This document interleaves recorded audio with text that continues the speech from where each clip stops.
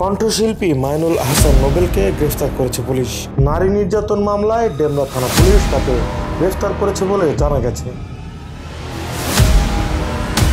মঙ্গলবার ঢাকা মেট্রোপলিটন পুলিশের media and public relations বিভাগের উপ পুলিশ কমিশনার মোহাম্মদ তালেবুর রহমান এ তথ্য নিশ্চিত করেন।